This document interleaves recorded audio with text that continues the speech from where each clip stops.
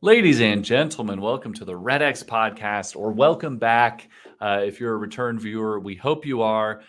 Today, we have an amazing show. I just got done talking to one of my favorite guests of all time, Joe Rosen. He is out of Florida. He was originally a Minnesota agent, joined the Army, came back, started his family, and got back into real estate. And over the past 5 years, he's built an amazing business with eXp Realty. He is such a hard worker, and he has the most positive attitude I think I've ever seen in any real estate agent, almost any person. He's just a really good dude to talk to. He's always so enthusiastic, so positive, so hardworking, and so good at articulating his strategies and his scripts and objection handlers, and the value that he brings to us every time we have him on the podcast is incredible. So please enjoy today's episode. We talk about a really hot topic these days, the NAR settlement, right? Things are really have already been dropped. They're heating up. Things are going to take full force probably come July. And where a lot of agents are doom and gloom about the NAR settlement, Joe has an amazingly positive attitude about it. He puts an amazingly positive spin on it.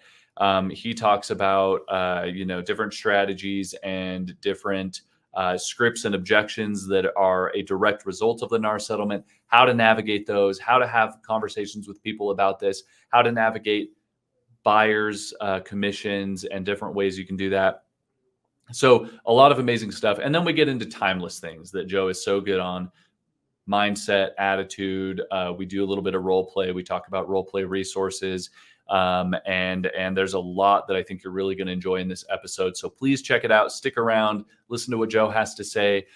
We love every time Joe comes on.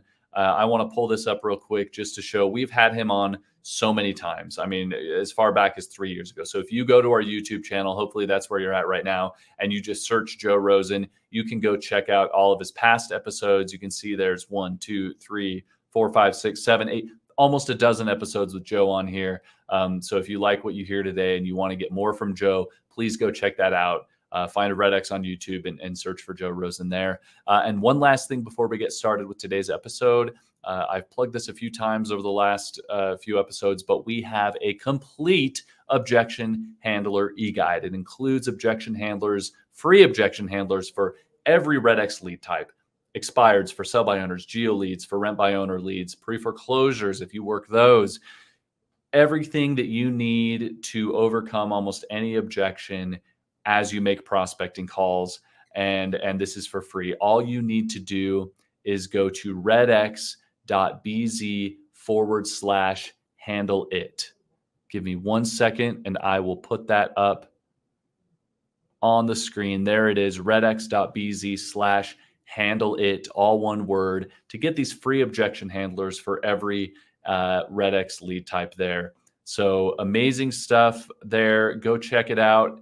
Enjoy my conversation with Joe today. I think you're really going to like it. And thank you for watching. We'll see you later. Ladies and gentlemen, welcome to the REDX Podcast. My name is Andrew, and today we have, I'm not kidding, one of my favorite guests of all time. He's been on the show before, I don't know, a half dozen times, maybe a dozen times now, and we keep bringing him back because he always brings the heat and the truth and the perspective and strategy that really resonates with a lot of agents. It's Joe Rosen. I hope you've seen him and heard of him before. Joe, how are you doing today? I'm amazing, man. You'll have to give me the address where I can send that check. I appreciate all those accolades. Thank you.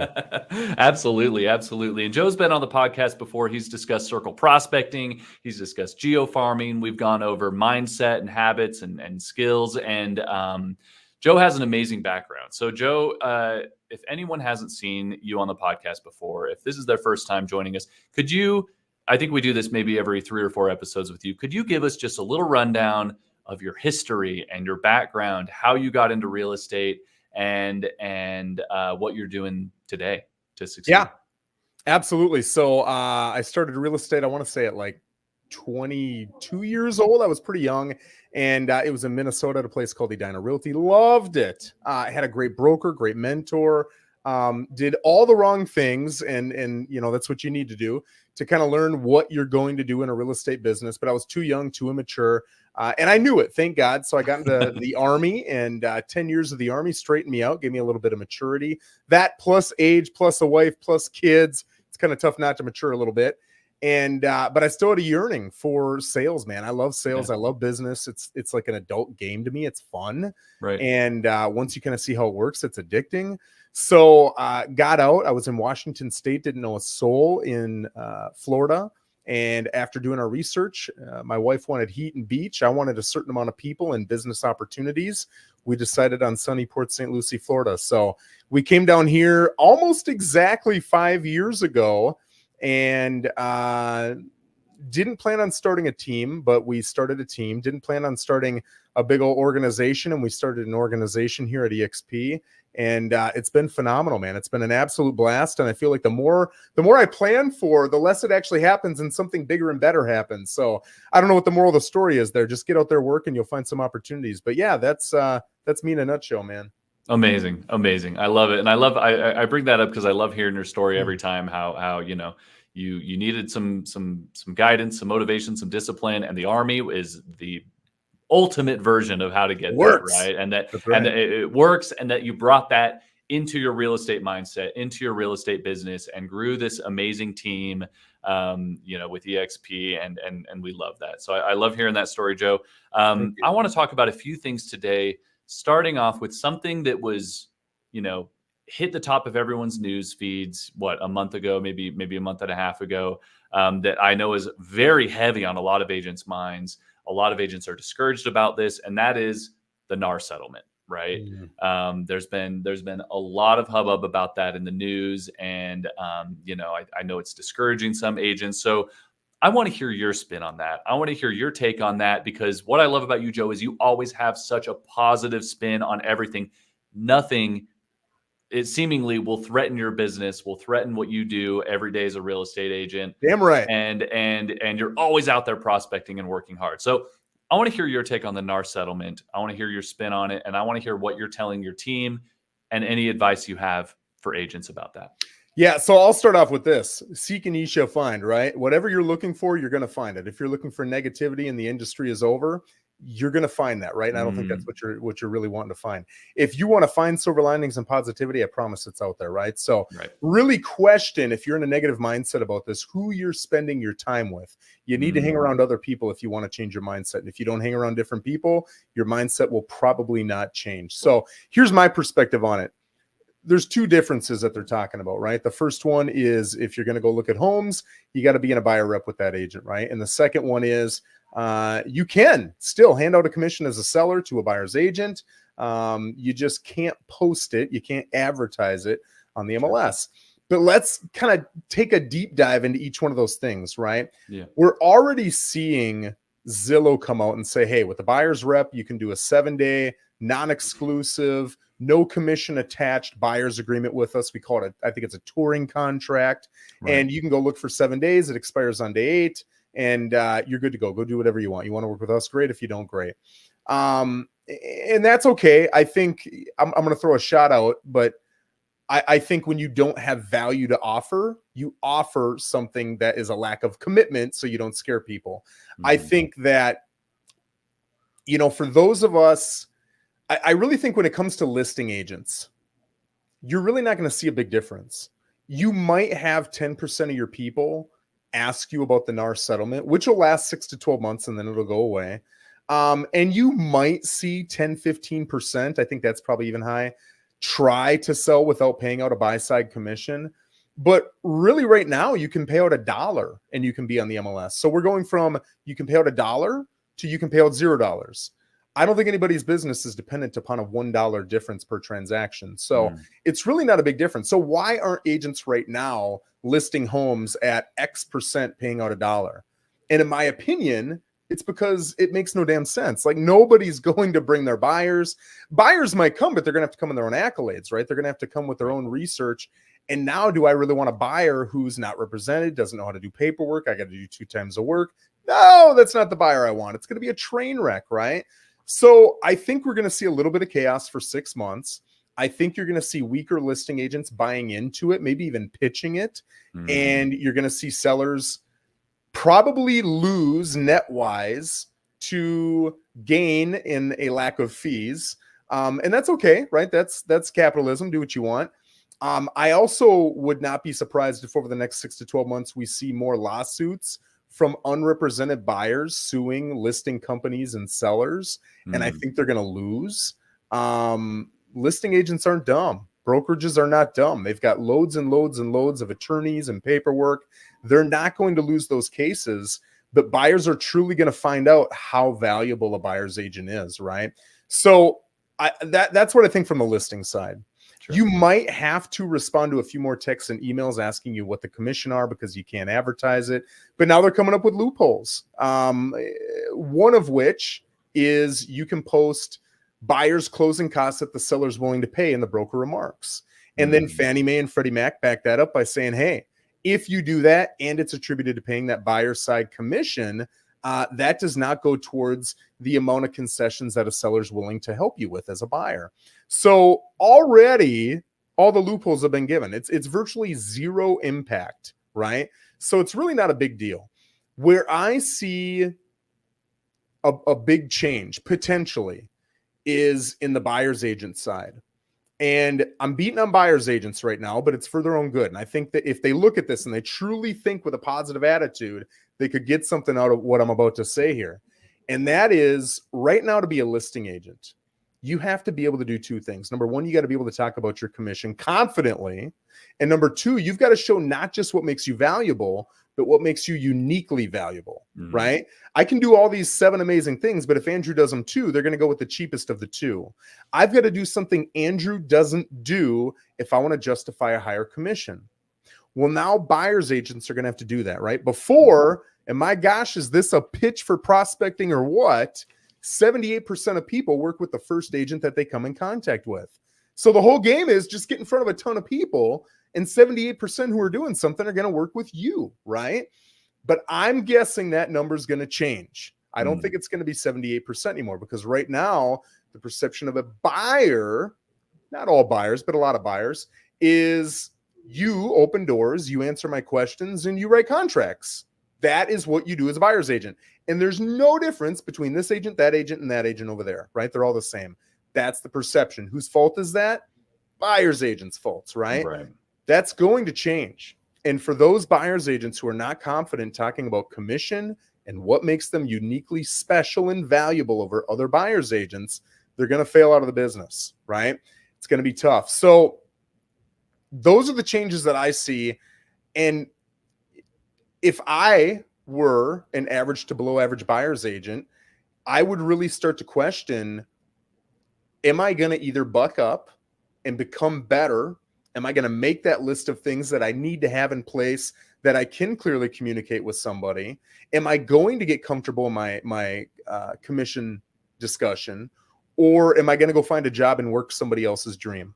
And you can choose, and there's no wrong answer, right? But that choice is going to be brought upon you whether you are aware of it or not. So for me, there's a couple proactive things you can do. I think the first thing is role play.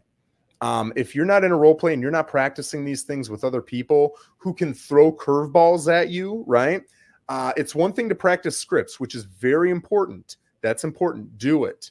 But when you role play, if I'm with Andrew and Andrew knows, hey, the last 5 times we did this, I'm going to catch Joe today and I'm going to do this. I know he's not ready for it. Now he's given me something that a buyer might give me in the future, and I'm ready for it. Whereas I wouldn't be if all I did was Joe versus Joe in scripts, right? I can't come up with every scenario possible. So you've got to get in different role play groups. Now, I know REDX, correct me if I'm wrong, Andrew, you guys have a call-in role play opportunity where they can come in and somebody on the REDX team there will role play with them. Is that right? Yeah. For active customers, if you are a REDX customer, you can call our role play line, and we have trained staff to do your scripts and objection handlers and all that good stuff.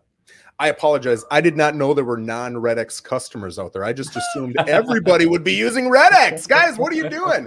Yeah, okay, so that's great.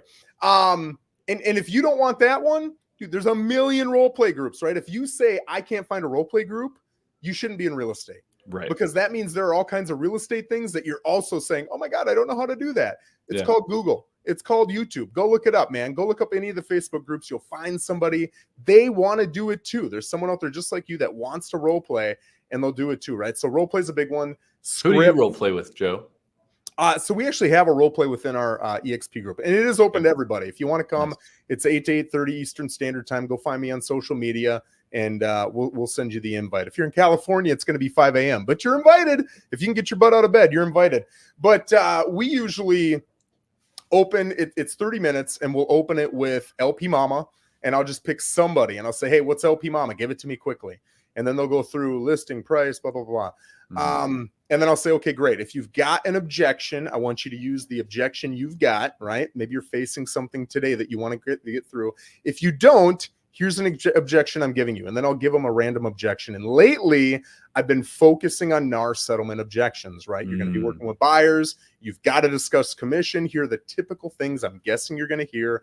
Let's work through it. So our agents are already ready for this. They're already 10 steps ahead of a lot of other agents because they aren't just thinking about it like every other agent is. I know you're thinking about it, but it's a big difference between hearing something and saying, oh yeah, that makes sense, and then actually executing, right? I watch NFL football, and I can sit there and shout at Bill Belichick all day long to run a pass instead of a run, but if I was actually the coach, we'd probably be 0-17, right? So it's really different. You've got to get in there and you've got to role play. And when you role play, focus on the questions of buyers. Like I said, I don't think you're going to have a lot of questions from sellers. You will need to be able to explain the settlement, and that should be something you practice. But really with buyers, what are you going to say when they say, well, we don't want to pay you a commission? Or what if we don't like you, but we don't know it for 3 or 4 days? Or, what if we find a house and it's a FSBO or it's a builder and they're not paying you? Or, I could come up with loads of different scenarios. You've got to think of those. This is your business. And then you've got to go find guys like REDX or me, or you've got a coach, or you've got a broker, or you've got a team leader, somebody. Reach out to them and say, what would you say in this scenario? Get 2, 3, 4 of those responses, pick your favorite one, write it down in your script book, practice it over and over and over and over. And when you're good, take it into role play and practice it with a partner. That is what I would do.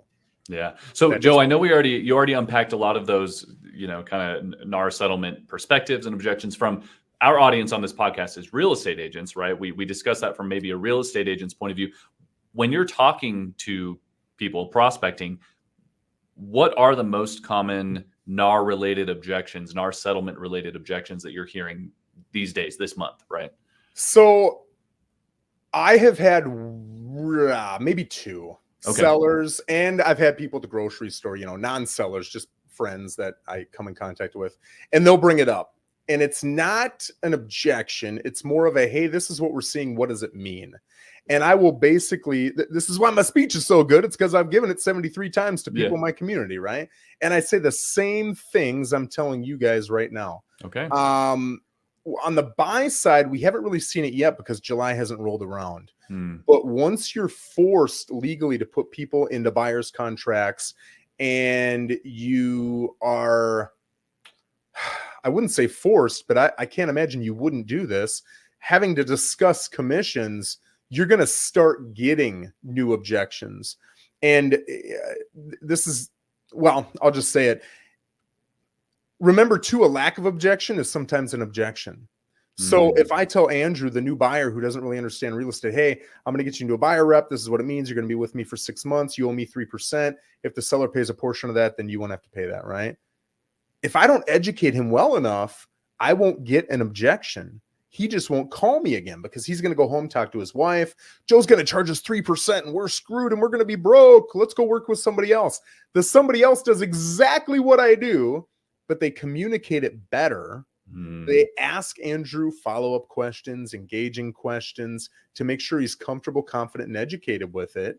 And now Andrew says, for exactly the same offering, but just communicated better, I'm going to work with Guy B instead of Joe Rosen. So you've really got to get in there and think about these proactively. But have I had any yet? No, I haven't had any objections. And I'll throw this out too.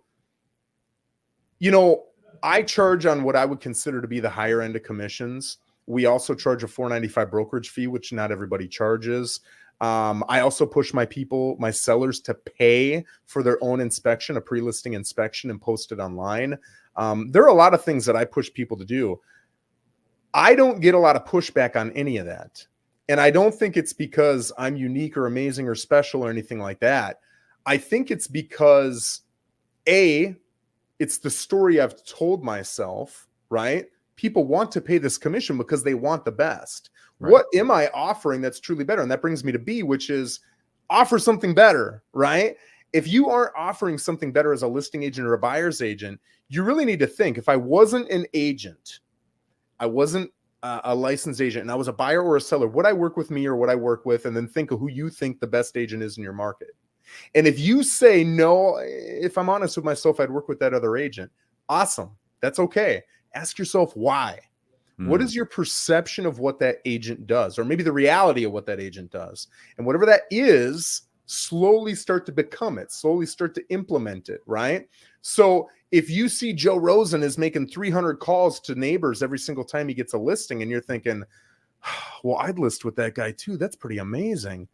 Don't say I'll call 400. Forget Joe Rosen. He's wimpy, man. I'm going to get out there and do 400, and I'm going to knock on doors, and I'm going to hold an open house, and I got this marketing, and I'm paying for these leads. And like, just build it, baby. And once you build it and you start selling yourself on that story, your confidence will start to transfer from you into your clients. Today's podcast is brought to you by REDX for sale by owner leads, one of the best lead types to add to your prospecting toolbox. Here's why. First, you know FSBO leads have a high urgency to sell because they're actively attempting to sell on their own right now. Second, many for sale by owners incorrectly price their home and don't know how to effectively market it. That's why they need your agent expertise to get their home sold fast and at the best possible price. And finally, REDX delivers the best and newest FSBO lead data every single day before any other lead service. This means that you can get a hold of FSBOs before other agents do and increase your chances of listing their home. If you're interested in prospecting FSBO leads, sign up today at redx.com/podcast and save $150 on your setup fee. Your business will thank you. I love that. I love this, that perception matters, and so does the confidence and your willingness and ability to follow through on that, right? And articulate your value and really drive that home. I really like that. I'm wondering if this, and this is just an idea, tell me if this is a dumb idea or a dumb connection I've made here, but when you were talking about leveraging, and presenting the value you provide, right? I couldn't help but think of for sale by owners who already feel empowered to sell their own home because they don't need the agent's help. And we all have heard a million FSBO objections that are, the standard three are pretty common, right? There's I don't need your help. I can do it on my own. I want to save on a commission. A few others that are really common. Have you seen any for sale by owners become empowered by the NAR settlement, or have you found any ways to kind of leverage the NAR settlement, or just conversations around it to help work for sell by owners a little bit easier? Have you heard anything along those lines? I think that, and I'm seeing this more in social media than I am in my actual prospecting with for sale by owners. I'm seeing for sale by owners come out in voice like, hey, we told you so. Agents are worthless. We don't need agents. Right. We can do it. Blah, blah, blah, blah, blah. Now, are those new people empowered because they saw the NAR settlement, or are those the same people that would have FSBO'd anyway, but now they got a platform and they got something to be excited about? I don't know. And in all honesty, I don't care. I know that a ton of people want to list their homes with agents. And as long as I get in front of them, I'm going to get the majority of them. So what are we doing different? We're not doing anything different. And I'll tell you my FSBO approach, which is different than a lot of people's FSBO's approach. I'm not going in trying to list your home. I'm going in trying to add value and be a friend. And I'm literally just saying, Andrew, say you've got your home listed here. Where'd you get your price from? Oh, I looked on Zillow. Would you mind if I did a free market analysis? I'm not trying to list your home. I don't want your business. I just want to make sure you're not underselling your property or overselling, and you won't get any offers, right? I'll give it to y'all. It's a gift from me to you for letting me see your home for one of my potential buyers. And if it helps, it helps. If it doesn't, it doesn't. How does that sound? And then the next day we're coming with contracts, and I'm saying, hey, I appreciate everything you did. There is a 12-page contract that, well, now it's 13 contract that we've got in Florida here. There's some different addenda too that are pretty common. So I put those together. So I just put the whole package together. It's 68 total pages. I just want to leave it with you so you had one when you finally had a buyer. And then a couple days later, I'll stop by and I'll say, hey, I almost drove by your home when I came here because I didn't know where it was. And I thought, I'm a realtor. I'm so used to there being a listing sign. There wasn't any. I know you don't want a branded sign because you don't want to list. You want to save a commission. Makes complete sense. But I actually had some just cheap Home Depot signs. I got a marker. I want to drop this off so you can go throw it in your yard. You'd be surprised how many more calls you'll get. And then the next day I'll come with seller's disclosures and I'll say, I don't know if you know the state law. I printed it off here and here's the disclosure. And it's just day after day after day after day. We've got 12 different things that we do where we're delivering value every single time. And some of those things, I'm sure you see it, are meant to A, add value, but also B, kind of overwhelm you and say, wow, this is a lot more than I thought it would be. Yeah, I was going to say it's you obviously didn't know how hard an agent works to help you sell your home. Here's all the ways, and I'm going to help you, but yeah, I love that idea of overwhelming them, but also providing value along the way. Yes. Because ultimately, that's what's most important is demonstrating your value by giving them the resources they need to help sell their home. But if it overwhelms them, then all the more advantageous to you, right? 100%. That's incredible. That's incredible. Yep. I love that FSBO strategy. That's amazing. Yeah. Well, I want to kind of shift here. Earlier you mentioned, okay, when July rolls around and the NAR settlement, kind of settles in and really becomes real for a lot of people, some of the objections and some of the scripts and some of the conversations you'll be having will be a little bit different.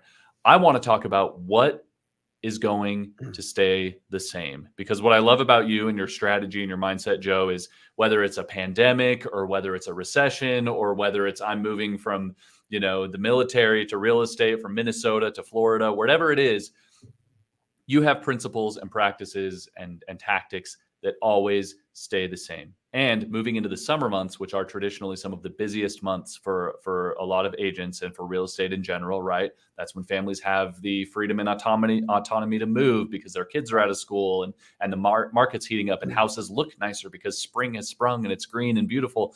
What do you think agents will perceive as being different for these summer months, especially considering the NAR settlement? And, I'll just cue you up here. Why don't they need to worry, right? What are you going to do this summer that's the same as every other summer that is going to help you succeed? Let me start with this. I'm a big NFL fan, right? You watch the NFL? A little bit, yeah. Yeah, I'm a huge Colts fan, right? Nice. And so for me, we just had the draft. It was awesome for me, right? And the NFL hyped it up for weeks, for months before it came out, and they had all these promos and they got the players there and blah, blah, blah, blah, blah. And I was fired up about the NFL draft, right? Now they're going to have preseason here in a few months, and then I'm going to get amped up about that because now I can see what all my rookies are doing. Are they really what we thought they would be? And then, maybe a month later, they're going to start with the actual games, and I'm going to be beyond amped for that. And then it's going to be playoff season. Well, who doesn't get excited for playoff? Then it's going to be the Super Bowl. My point in saying that is the NFL does a phenomenal job of not caring what is going on throughout the season right now. They get you amped no matter what, like it's the Super Bowl all the time. You need to do that with your business. So anytime I hear somebody say it's spring, I better get on the phones, or it's summer, so we got more buyers. Dude, who cares? Who cares? I don't care if it's a hot market, cold market, Delaware, Texas. It doesn't matter. Get on the phones, knock on those doors, get in front of people, have those conversations, have 78% of people work with you, the first agent they came in contact with. And that's really all that matters, man. And I don't know a team. That's not true. 95% of successful teams that I know, their whole culture is based around prospecting.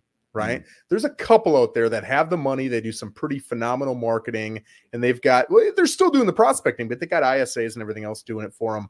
But for 99% of agents out there who are your typical, either new agents or they're making maybe up to $200,000-$300,000 a year, prospecting is that's your fire. That's your fuel. And all the other things that you've got are awesome accessories, but you've got to absolutely prospect. If you don't have a prospecting plan in place right now, you need to get it. And in my opinion, I think that REDX needs to be a big part of that, especially if you're a newer agent or if you can't afford as much.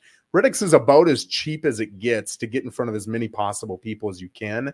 And there are layers of amazingness. I know this isn't what you asked me, but I want to talk about it anyway, because listen, if you guys call into REDX, I don't make any money off of you calling REDX, right? But I'm going to pitch you anyway because I want you to use them. I'm going to give you 3 examples of how they were phenomenal for me. And I want you to start doing these things, like attack it, right? One, I got these written down right here. I was at 6%. And the guy I was going up against was at something lower. I'll say 5% because I can't remember what he was at. And I felt that I was going to lose. But because we call all the time, and we've been doing so for years, I've got a database with over 80,000 leads in it, right? Mm-hmm. I think we get 7,500 leads a month from REDX, and they're all just pouring into our CRMs as we're calling this entire 250,000 person city. So I told that seller, listen, you can go with them and you will save some money, but that's on your expenses. Let's talk about net. Who are they going to get in front of a buyers? I don't know, but I can show you who I can get in front of. And I turned my screen around and showed them the 81,342 leads we had. And I showed them that they all had e-alerts set up, right? Like showing alerts. And I'm like, I can find anybody in my 81,000 who's looking for a home like yours. And I got a call list in a minute. Does that guy have that? Right. And as soon as I did that, and then I showed him, I said, okay, let me show you one more thing. This is your house, right? Yeah. Okay, cool. And I drew a circle and I said, right here is 300 people. I'm going to call all 300 of these people in the first week. And I'm going to ask them if they've got friends or family who want to live next to them, because that's the number one demographic of people who move near to someone. Is your other guy going to do that? No, that was the end of it. It was done. So I got a listing simply because I don't even know what I spend with REDX. It's nothing, man. It's pennies compared to what you get. Number 2, a FSBO, and not just going out and getting a FSBO, but I had a buyer who wanted a FSBO, and the FSBO didn't have a phone number on their sign, and they were too nervous to go talk to them. I knocked on their door and they weren't there. So I went to REDX and I looked up the phone number. The guy picked up and I got the deal done. If it wasn't for REDX, it wouldn't have happened, right? Here's another one. I've got a buyer right now who wants to be on a very specific high-end street in PGA Village here, which is a really nice community. That's the only street they want to be on, and there's 73 people who live on that street. I call that street every 2 to 3 months, and I would never be able to do so if it wasn't for REDX. And at some point in the future, I'm going to get a $1 to $1.5 million sale out of that one tactic.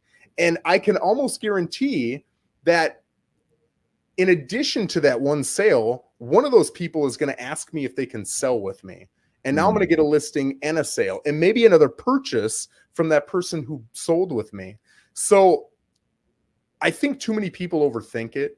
And I think they think like, what marketing do I need to do? And where should I be looking? And you know, what script should I do? Just go mess it up.